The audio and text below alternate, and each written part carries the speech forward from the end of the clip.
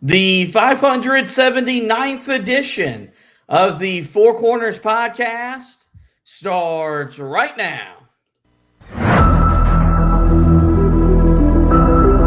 This is the Four Corners podcast.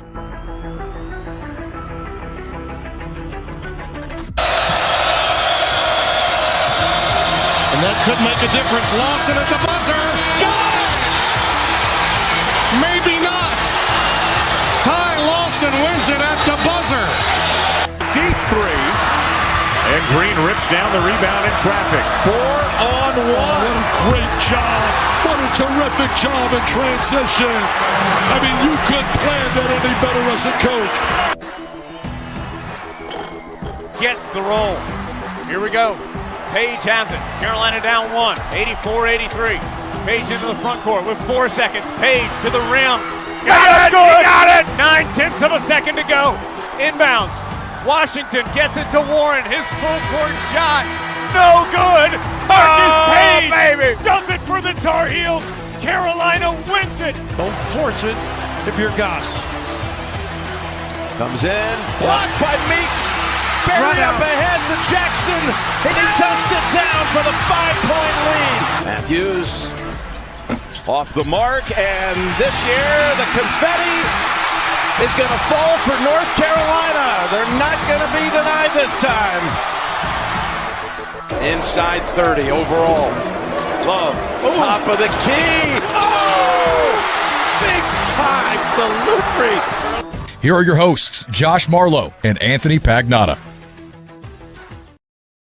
Hello and welcome into another live edition of the Four Corners podcast. We are powered by Carolina Electrical Services.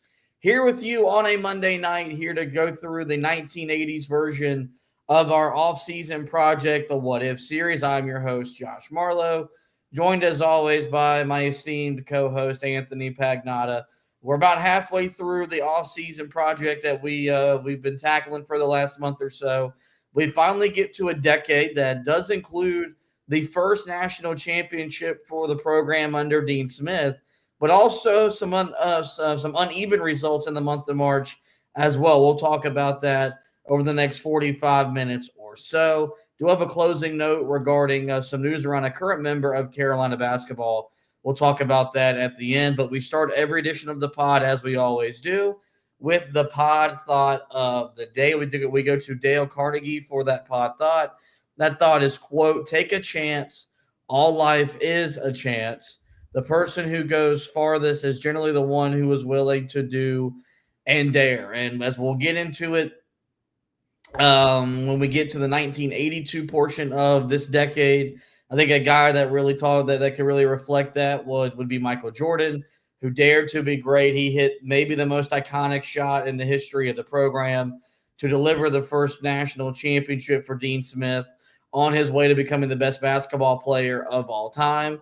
And now maybe that's something that this year's team could really kind of use as fuel and motivation to get back to where we want to get this program. And a lot of that is to take a chance and be willing to maybe do something that you're not comfortable doing. And maybe that'll be Seth Trimble daring to become a better scorer, or Kyan Evans daring to become the most complete point guard he's been so far at the college level. But no matter what walk of life, whether it's sports, business, no matter what it is, this is a great pod thought, one that applies to this year's basketball team and just about any basketball team in the history of the program. Yeah, I think, honestly, the way that it really applies to this year's roster is that Carolina's taking a chance on a lot of the guys on the roster. Going out to the international ranks to get a guy in Luka Bogovac, taking a chance on a Mountain West player at point guard, a guy that was, hit or miss at times early in the season and then eventually became consistent down the stretch of the year. They're taking a chance on a guy like Jaden Young to come in here, after an up and down performance last year, very similar to Kyan Evans, closed the year pretty hot, but before that was really up and down and was all over the place. So I feel like that's really what this year's team, it really means. And I mean, even a guy like Caleb Wilson, they're taking a chance on a guy like Caleb Wilson in hopes that he dares to be the best player on this team this year and could be one of the best freshmen that Carolina has had in a long time, grace the floor for them. So I think when you look at that quote, that's kind of how it felt for me. When I saw that quote, that's kind of the direction that I took it in. But, for you, I mean, yeah, you're right. It could be, maybe a guy like Seth Trimble daring to be great and becoming a guy that leads the team in scoring, leads this team to a deep run in March, and that we'll put in the pantheon of some of these great guards that Carolina has had when it's all said and done. Now, you bring up a great point that there's a lot of guys on this roster that Carolina is taking a chance on, that people, whether they're fans or critics, have told you maybe that guy isn't the prototypical Carolina basketball player.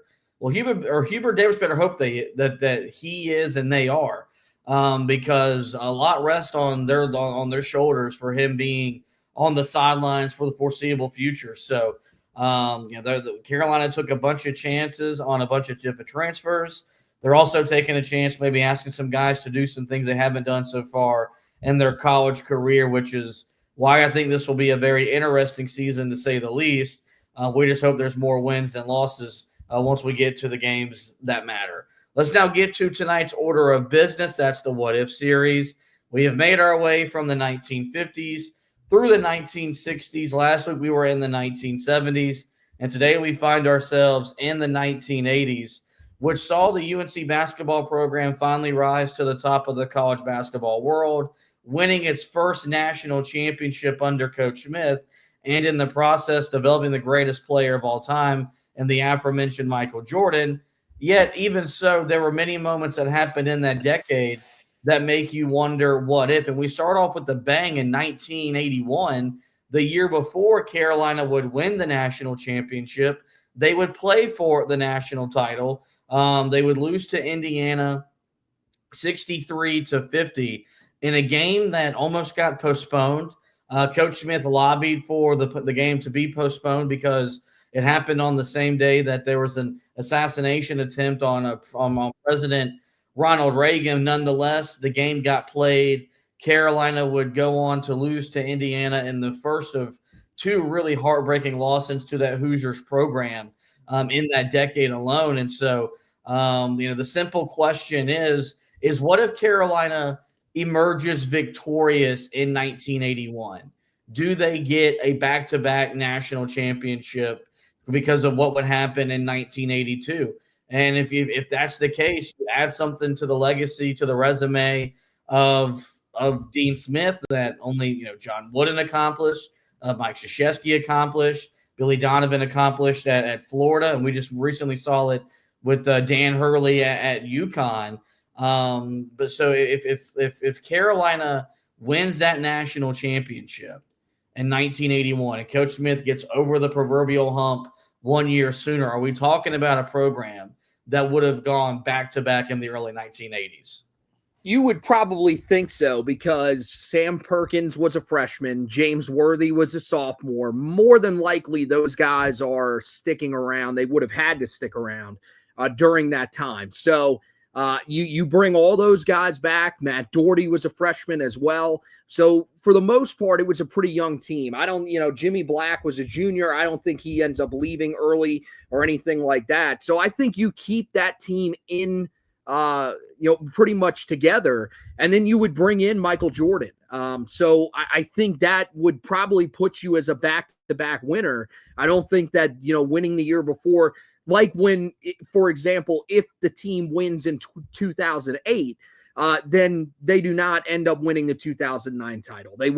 Everybody probably ends up leaving for the most part, at least most of the significant pieces, and Carolina looks like a completely different team than they would have looked, than they ended up looking in that 2009 season. So I think this is a much different circumstance. I think for Coach Smith, then we're having the conversation about him being the greatest of all time, going back to back, beating Bob Knight, who was, a very significant figure at that point. Not that the two figures that he ended up beating weren't, big figures, especially John Thompson over there at Georgetown, but certainly beating Bob Knight, another one of the greatest coaches of all time, would have really sent a statement, I think, to the rest of college basketball. It would have been something that we would have been discussing for years down the line, especially if he ends up going back-to-back. He has, the 3 national titles to his name.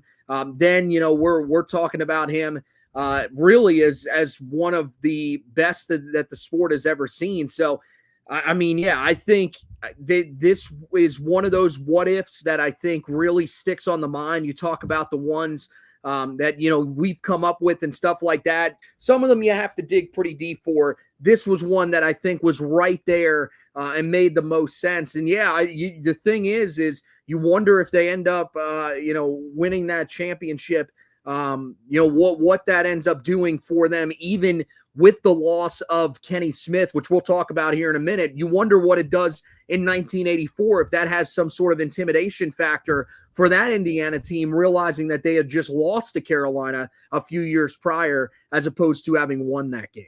I think if Carolina wins in 81, I would bet money they go back-to-back and win in 82. That really furthers the argument that would then be built for Dean Smith to be, right there 1A, 1B with Coach K, because you get to 3 national championships, and you know how significant that was. When Roy Williams got his 3rd and would be his last title in 2017. But, I remember Seth Greenberg on the College Game Day set saying it put him in rarefied air, because at that point he became, I think, just the 6th coach to ever win 3 national championships in the NCAA tournament era. So if you get that one in 81, you have 82 and you have 83. Well, now you're bumped up to, now you're in that class of now will be 7 coaches to win 3 national championships. You're on the short list of coaches to have gone back-to-back. And we can debate, we can argue, but, going back-to-back in the NCAA tournament, when you look at what we've seen in professional sports, it's the hardest sport to repeat as champion.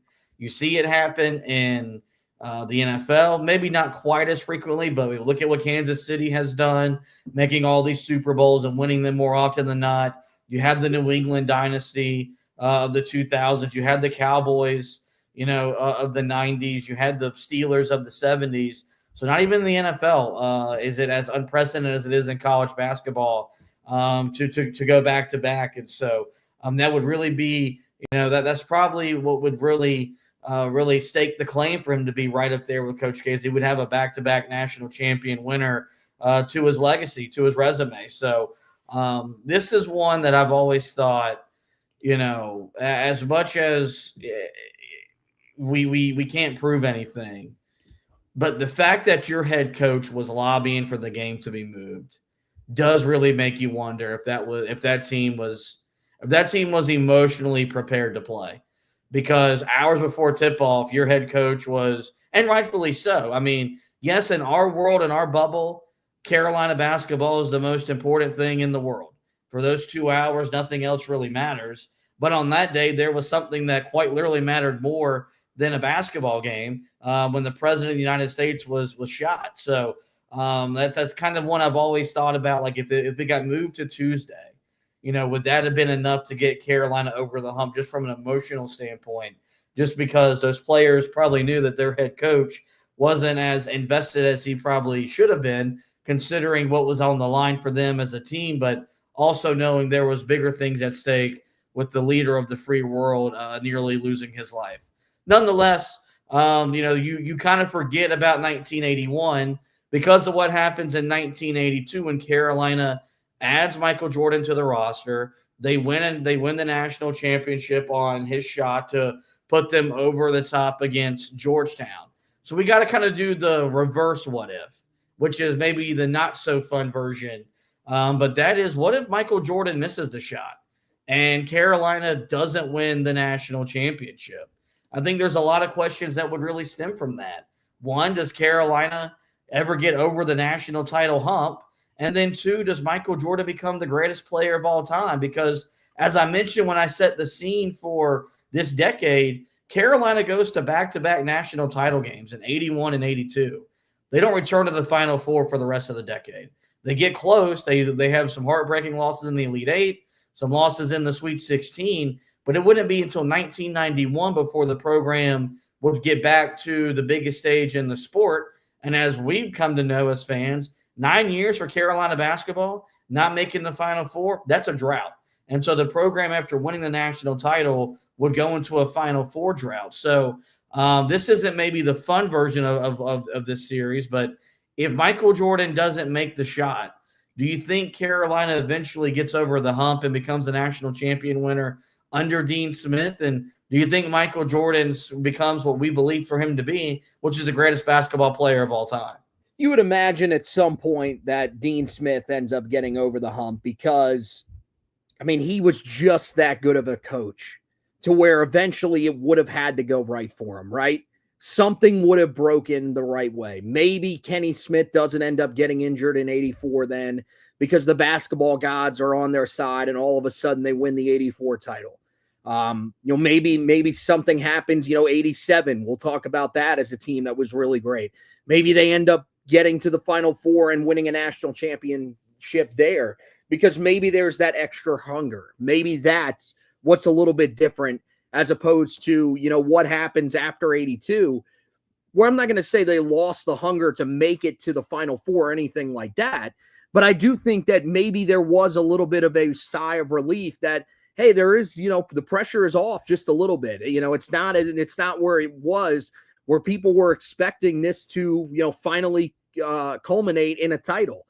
So I think there is certainly a case to be made that, it takes a little bit longer, but I find it hard to believe that he doesn't ever win one. Whether it's 93, that is the year that they end up actually winning his first national title. I think it probably happened somewhere along the way.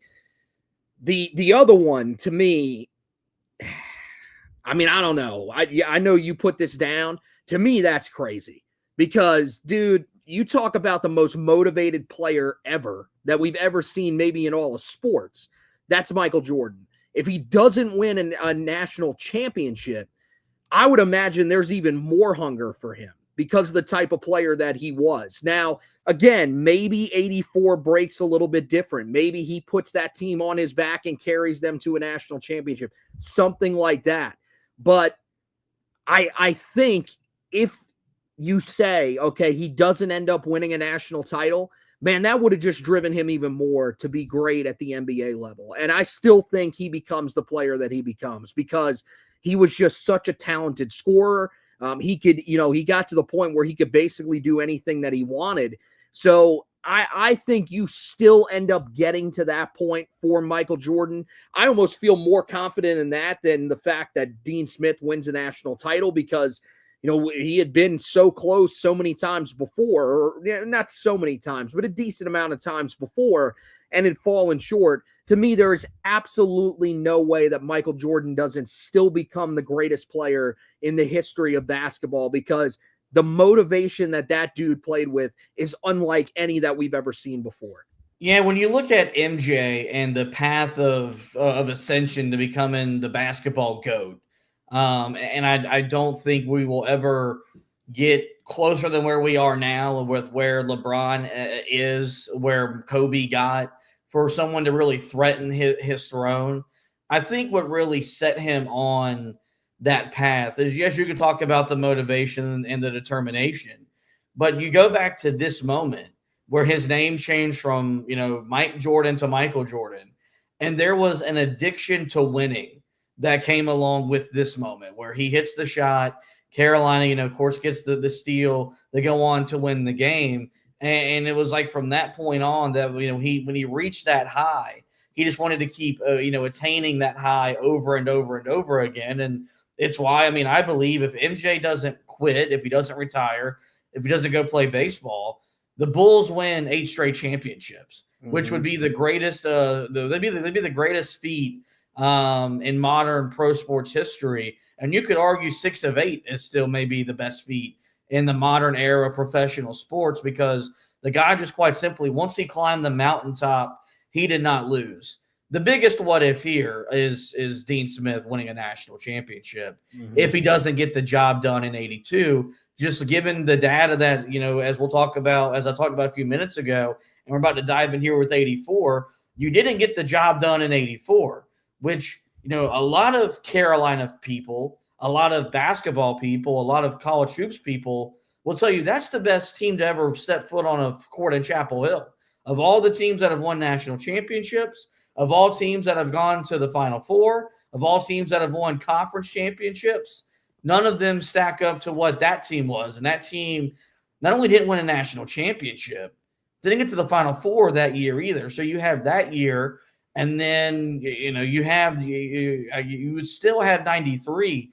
But could you just imagine the amount of pressure that would have been on him to get the job done then? Because especially after what happened in 91 when they got upset by Roy Williams in Kansas in the national semifinal. And he could have been a coach that would have been the conversation. That would have been the narrative. The same narrative that existed around Roy Williams when he left Kansas and when he got to Carolina, which was could he win the big one? Would he ever win a national championship? Kind of the same narrative that Jim Boeheim had to kind of overcome at Syracuse. And it took a freshman by the name of Carmelo Anthony to take Syracuse to the promised land. And so, it's not fun having that conversation, but I think that's the more realistic of the two, where if they don't get it done in 82, I think there's a legitimate alternate universe where they never get the job done, where it could have been the most consistent program in the sport from 1961 to the time he retired and ultimately never won a national championship. I still think that if Coach Smith never wins a national title, we still think of him as the way we think about him today. It would still be fond memories, and he would still have the impact on and off the basketball court. But it'd always be that little part of you that would make you say, man, but I wish he could have gotten a title, which is why it's a good thing that Jordan made the shot, they got the steal, and they were able to cut down the nets in 1982. Yeah, I mean, that's the thing, right? We still remember him as one of the greatest coaches of all time, probably because, I mean, you look at it, he would have, even if you just take away those 2 wins, he has what, 875? And so then you're sitting there and you're saying, okay, you've got 875 wins, but you never found a way to actually win a national championship. You got close. Now, again, I think there are other things that are different, because I think that, if there is more pressure, that does lead to a little bit of desperation. And maybe some of those teams that got close but didn't necessarily win the national championship, didn't get to the national championship, maybe some of those teams actually do end up winning. Like, hey, maybe he ends up beating Roy Williams and getting to the national final, back in 91 or, something like that. I think that is certainly, it's not the hardest thing to see that with that extra level of desperation, something like that ends up happening. But you do bring up a great point. If they don't have the national championship, you got to think by 1993, I mean, the pressure is fully on because you're over 30 years into this and you don't have a national championship in hand. I think, going into that game against, a very good Michigan team. I mean, a team that still gets talked about to this day more than the team that won the national championship that year for Carolina. I mean, you got to think, even amongst the teams that have won national championships, I mean, we talk about that team probably the least out of any of them outside of the 2014, but the teams that physically won national titles, we talk about the 57 team more than it feels like we talk about that 1993 team, even though what that team accomplished was arguably the most amazing national championship win that Carolina has had, because talent-wise, they did not have the talent that was on the other side from them. And I also think in terms of having, a rooting interest, man, most of the country was pulling for Michigan to win that title. They were not pulling for Carolina because they wanted the Fab Five to win a national championship. They wanted that storyline. And so there is so much that would have been going against Coach Smith and everything during that time. Maybe, there are some people that would have rooted for Carolina because Coach Smith had been so close, but had never pulled it off. And they wanted to see one of the all-time greats get that national championship. But I do think there would have been an extreme amount of pressure. There's no doubt about that. And so that's why I think winning that 82 title, that was just such a huge sigh of relief, because not only do you get what eventually becomes one of the greatest players in program history, a national title, but you also get that monkey off your back and pretty much takes the pressure off of you over the next 10, 11 years that eventually gets you to that 93 championship night where you end up taking home a huge victory. Let's turn our attention now to 1984. This is a twofold year of what ifs for Carolina basketball. We'll start with the most important part, which is what if Carolina beats Indiana, part 2. That 1984 season was the beginning of multiple March disappointments, as Carolina would fail to make the Final Four, as I mentioned, for 9 years after winning the national title just 2 years ago. That year, they would lose to the Hoosiers in the Sweet 16. This is where, if you grew up with ESPN, this is what Dan Dockich's whole life has been built upon. His entire life in broadcasting, which he's a failure at, has been built on his claim that he was the guy that shut down Michael Jordan. He was the guy that stood in the way of that team winning a national championship. And it's also the second real injury that we see affect what Carolina does in March, as Kenny Smith breaks his wrist against LSU. Carolina never really the same, despite winning a large number of games, advancing deep into the NCAA tournament. But they did that just based off of their God-given talent, and because Jordan become Jordan, and you had all those future, not just pros, but Hall of Famers standing on the court all at one time. And so the first thing we'll tackle here with 1984 is, if Kenny Smith doesn't break his wrist, does Carolina win a second national championship in 3 years? Because as I mentioned a few moments ago, there are a lot of people that whenever they list the best teams to never win a national championship, whether it's at Carolina or just in the sport of college basketball overall, this is a team that gets ranked up there very highly. And there are a lot of Carolina people that think this is the best team in program history, despite, as I mentioned, not winning a national championship, not making a Final Four. If the Jet doesn't break his wrist, does all that get wiped away, and do we have a second title in 3 years?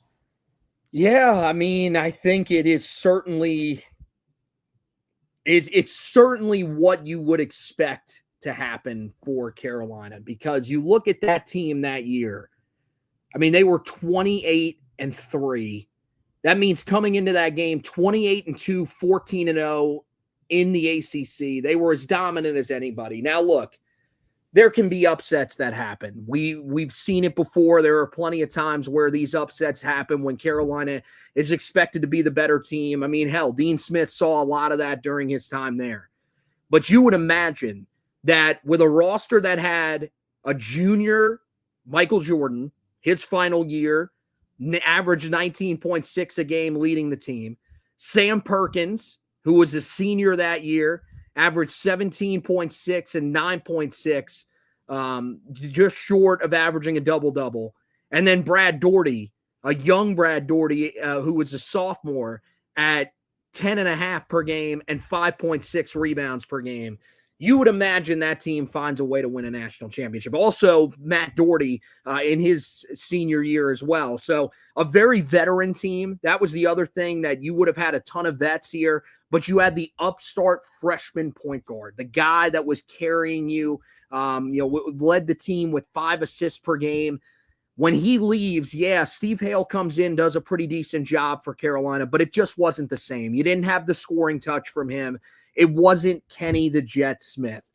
And so it leads me to believe that Carolina probably ends up making a decent run in that NCAA tournament, if not cutting down the nets. And I'm going to defer to the people that know this program even better than we do, because they were around during this time. If they say this is the best team maybe in the history of Carolina basketball, then I find it hard to believe that this team doesn't win a national championship.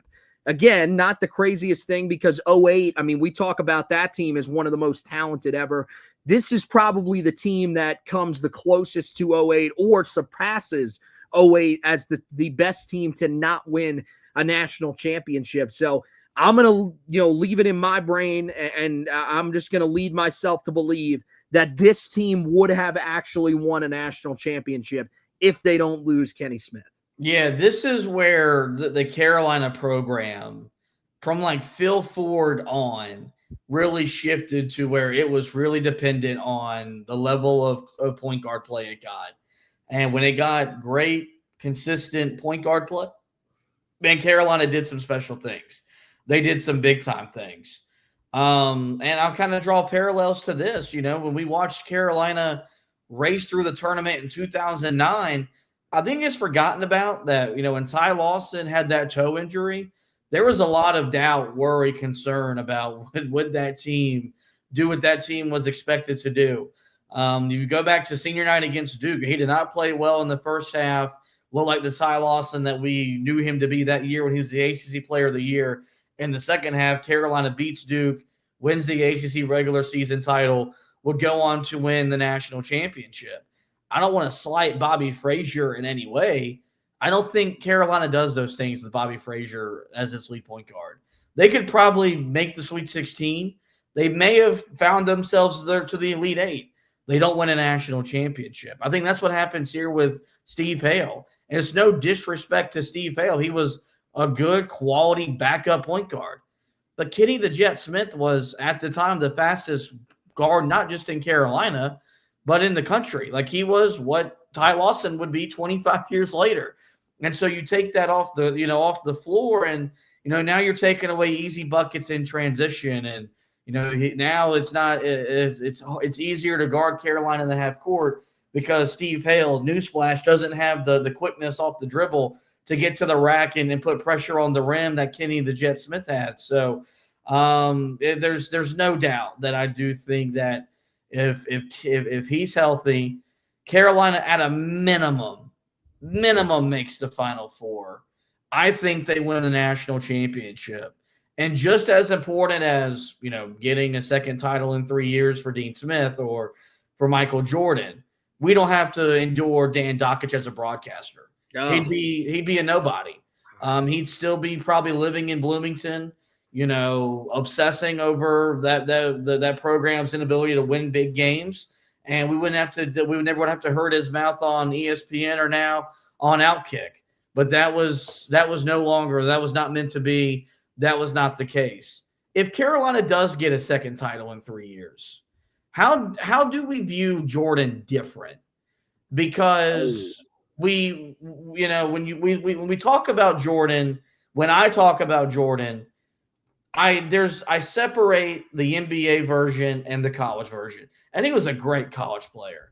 The best guy to ever wear Carolina blue was Tyler Hansbrough. 4-time first-team All-American, 4-time first-team All-ACC, leading scorer in program history, leading scorer in conference history, National Player of the Year, Final Four, national champion. Like, he literally did everything you could do in the sport. But if MJ has 2 titles, do we think, and if 84, he's the man, not just a guy that, hits a jump shot with, 17 seconds left to go. Does that conversation have a different tone to it? And are we revering Jordan at the college level the same we do at the pro? Yeah, probably. Because you're talking about a guy that was the National Player of the Year in 1984, was a 2-time All-American, and led the country in scoring. I believe that's because the number is bolded on Sports Reference. So I believe led the country in scoring with 19.6 a game. I think that's probably a legitimate conversation that you are having. And especially when you count in the talent along with the national title advantage that he would have over Tyler Hansbrough. I think we probably are having that argument. I think there's more of an argument there for Michael Jordan. I'm like you. I'm the guy that, because he ends up setting the ACC scoring record, because he ends up being a 4-time All-American, he did it as a freshman when he came in. And don't get it wrong. It wasn't like Michael was a bad player when he was a freshman. I mean, hell, he hit the biggest shot in program history during that season or to win the national championship. I mean, 13.5 per game, nothing to, scoff at.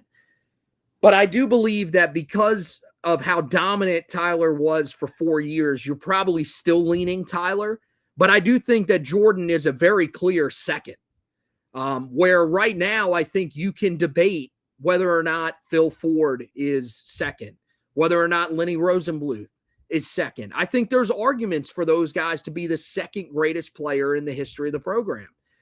If Michael Jordan wins a second title, there is absolutely no way that he is not top 2. And so that's where I think it ends up changing the conversation.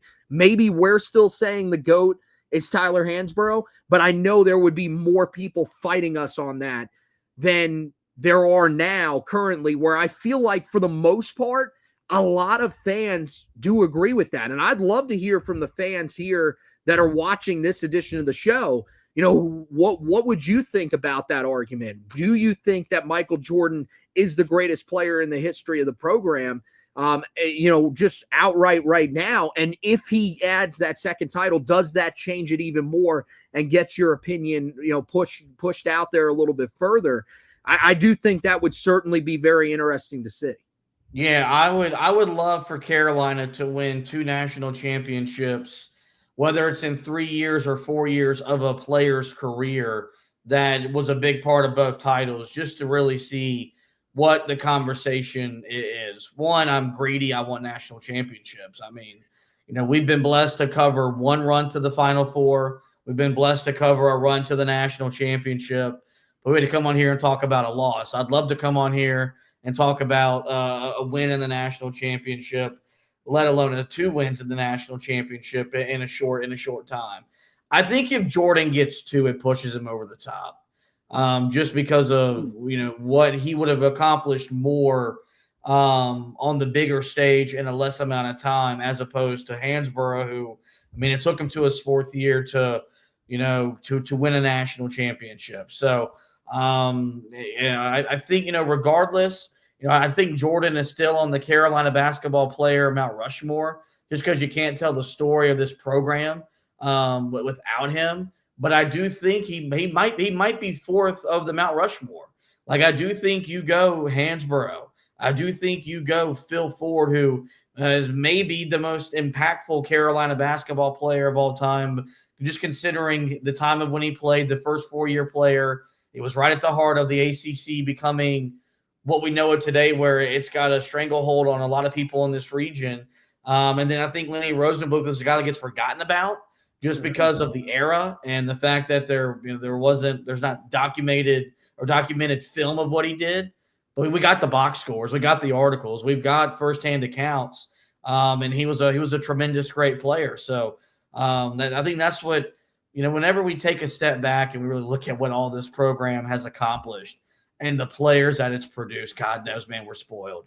Because, we played that audio a few weeks ago about Randolph Childress saying that, every program but Duke would take what Carolina's done over the last 4 years.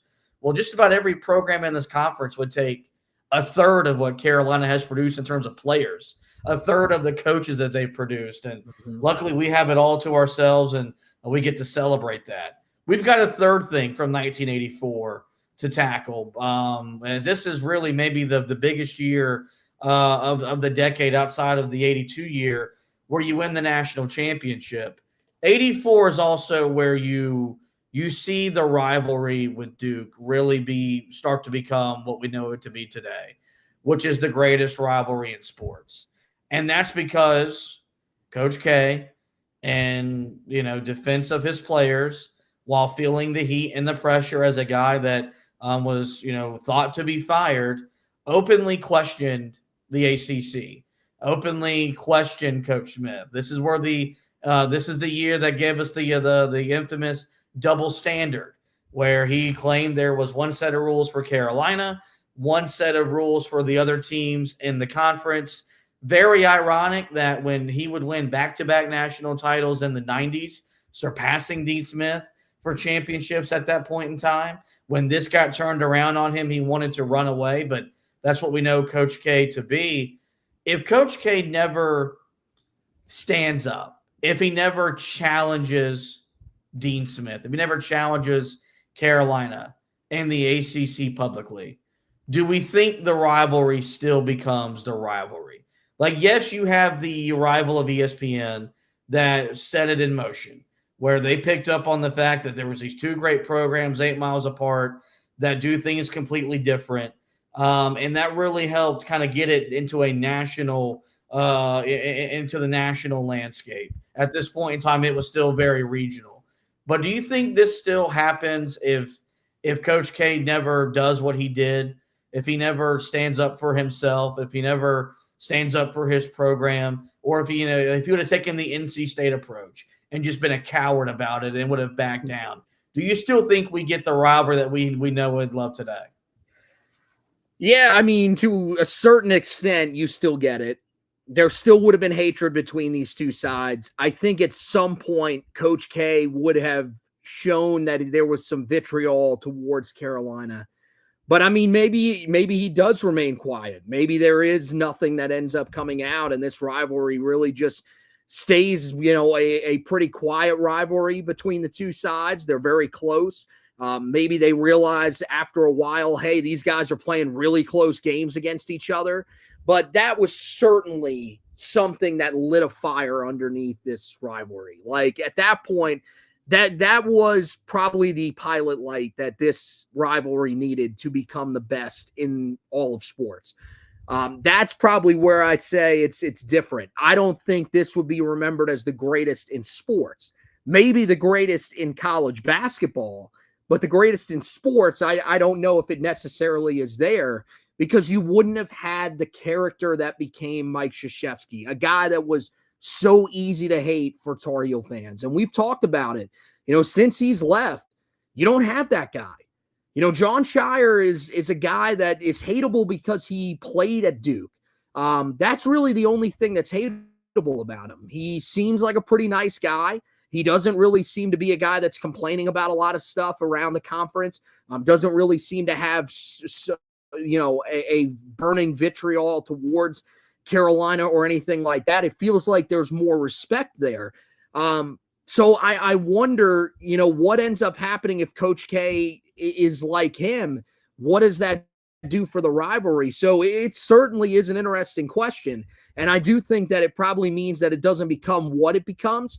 But luckily, we don't have to worry about that, because Coach K just couldn't keep his mouth shut. And he became a guy that was real easy to hate, especially, as you mentioned, when things turned in the other direction.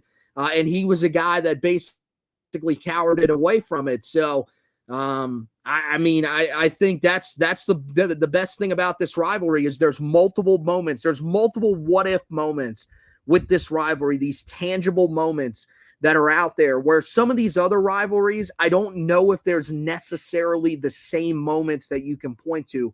With these ones, we've talked about two of them here with the what-ifs. You can point to both of those moments as significant points in the rivalry and reasons that this became what it became. Yeah. And it's crazy how 2 years later, Duke would be on the doorstep of winning a national championship. They'd lose to Louisville, the Doctors of Dunk, in 1986. You have the great game, I think is in the 88-89 ACC tournament final in Atlanta at the Omni, regarded as the most physical ACC tournament game of all time. And then, by 91, he was a one-time national champion.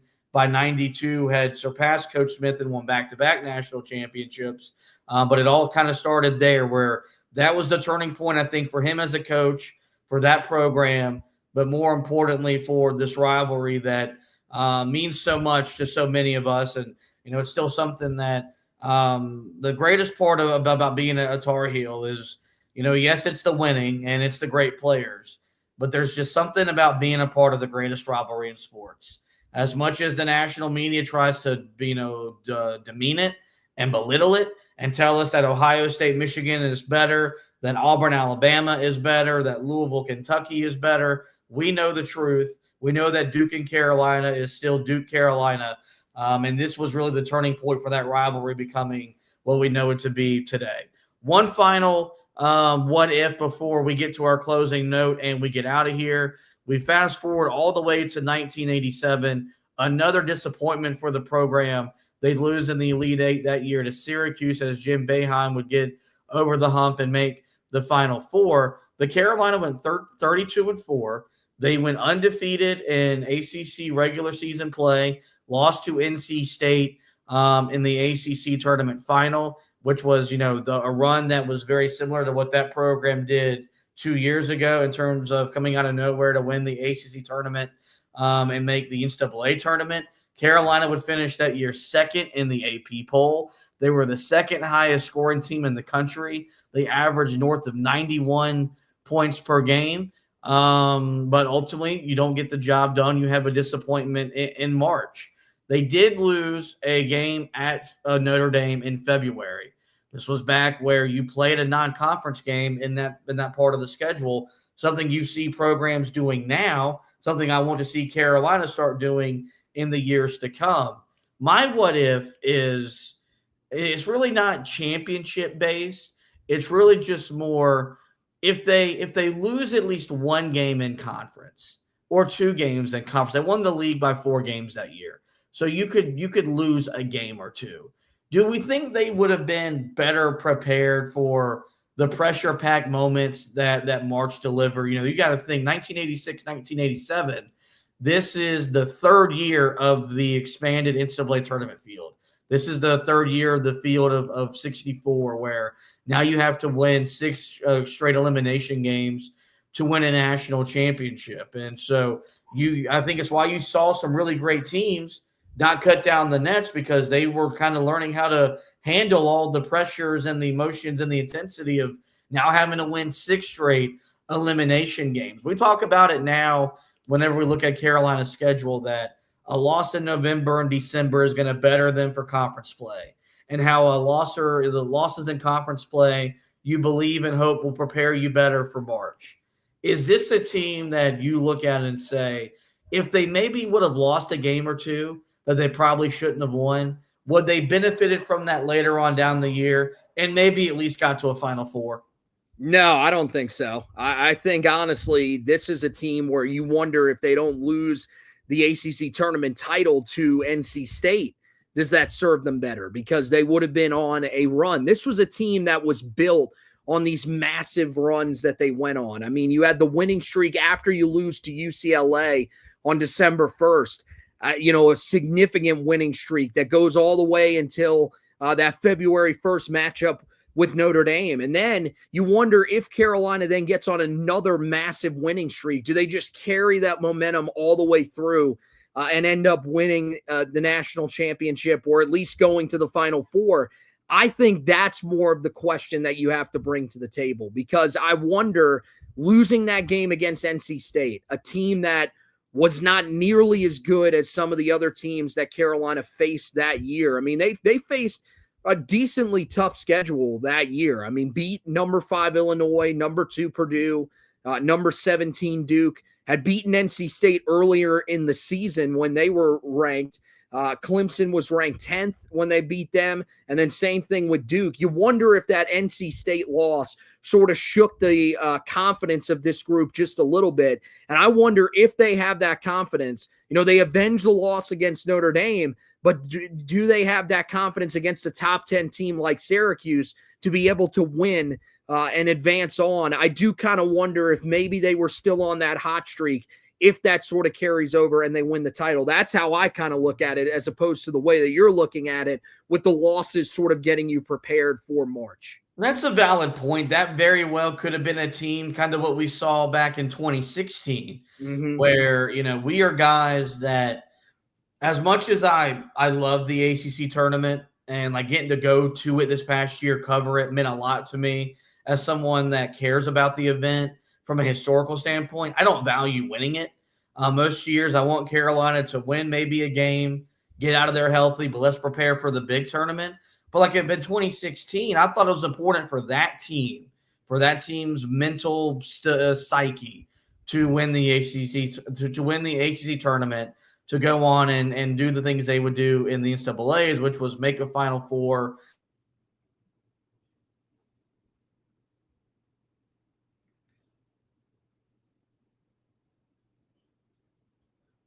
Oh, looks like we lost him here. So let's see if we eventually get him back. But yeah, I mean, I couldn't agree with them more on the 2016 team, and we'll maybe talk about that when we get to the 2010s. But that 2016 team, I think, really just needed that confidence booster. And, maybe that's ultimately what ends up happening here in 1987.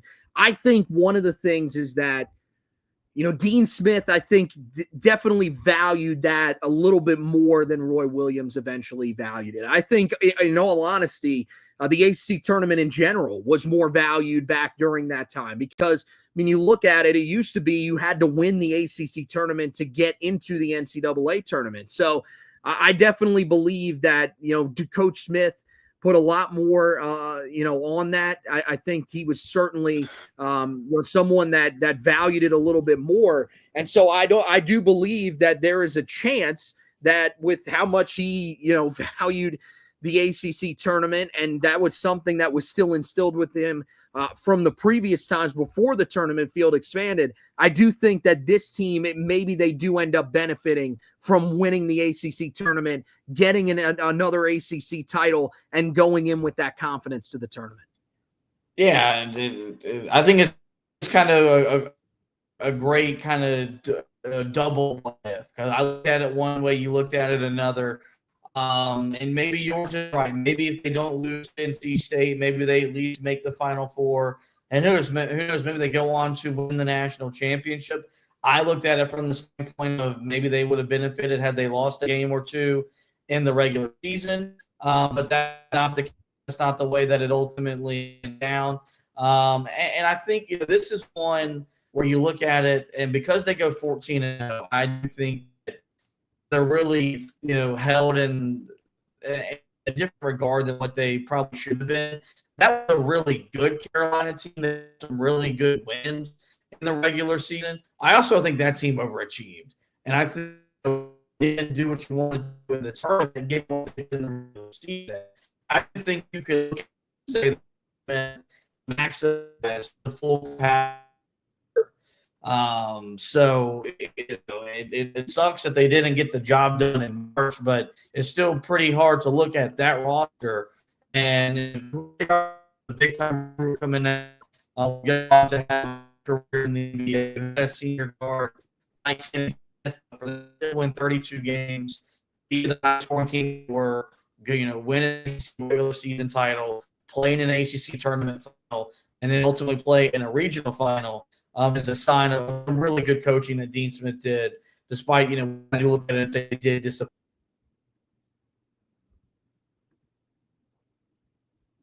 Yeah, so it looks like we lost Josh there again. His internet connection, I think, is a little all over the place right now. I know he's been having some internet issues right there, but, I know the one thing that he did want to get to, and we'll see if we can get him back on here as we wrap up this edition of What If. Is Caleb Wilson getting a shoe deal with New Balance?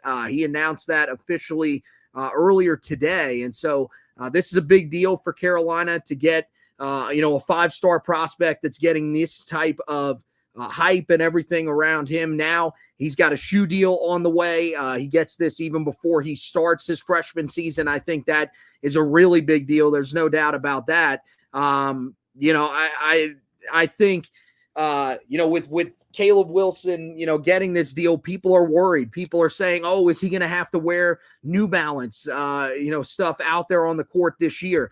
Very similar to what Cooper Flagg had, where he had a deal in place before he went to Duke. That is not going to be the case from what my understanding is. He is going to wear Jordan brand stuff, everything that Carolina wears, but then eventually, once he gets to the NBA level, he will then be a New Balance athlete. So that's how it looks like it's going to shape out. For those that are panicking about it, do not. He is going to be wearing Jordan brand stuff this year. It's just once he gets to the next level, he already has that deal in place. So I think, it's really cool that, he's already getting a deal of that significance. That definitely helps in terms of NIL and that kind of stuff, to be able to get him a little more payment and everything like that. So that is a big deal for Carolina's true freshman, who is having an outstanding year or an outstanding summer so far as he gets prepared for his first year at Carolina. So we will definitely be keeping an eye out for more information that's coming out around him and information that's coming around the program as a whole. You can go over to the website, HeelToughBlog.com, check out any of the latest information. We'll, of course, have you covered on the Luka Bogabach front whenever he gets cleared by the NCAA. Just waiting on that at this point, and that's really it. Once he gets cleared by the NCAA, we are a full go from that point on, and then Carolina has their guy. So we will definitely keep you up to date on everything on that side of things. Same thing with the rest of the roster, any news that comes out about it. Same thing with recruiting. It's the same deal. So we'll keep you up to date on the website, HeelToughBlog.com. Josh will be doing most of that. I'll help him there from time to time, but also on the website, we've got the football side of stuff as we get prepared for this season. So make sure you go over there, check out all our position previews, check out all of my coverage that I have for Tar Heel football as we lead up to the start of the season. Make sure you guys subscribe to the podcast wherever you get your podcasts, Spotify, Google Podcast. I think Google Podcast is still a thing. Maybe it's not. Apple, Apple and Spotify, the biggest places for you guys to be able to listen to it. And then, of course, whenever you are watching an edition of the Heel Tough Blog podcast, you can watch it on Twitter, you can watch it on Facebook, but we also are really pushing our YouTube page at this point. So make sure you head over there, check out our YouTube page, give us a subscription. We would greatly appreciate that. But that wraps it up for this edition of the Four Corners podcast. That want to thank Josh for hosting with me. Want to thank you guys for watching and listening. And as always, go Tar Heels.